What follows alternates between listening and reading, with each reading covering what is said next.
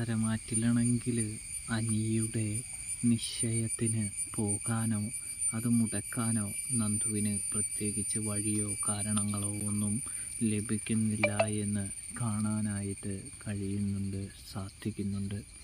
അതുകൊണ്ട് തന്നെ നമ്മുടെ നന്ദുവാണെങ്കിൽ ഒന്നും ചെയ്യാൻ പറ്റാത്തത് കൊണ്ട് തന്നെ വളരെയധികം നിസ്സഹായതയാണ് അവൾക്ക് അനുഭവപ്പെടുന്നത്.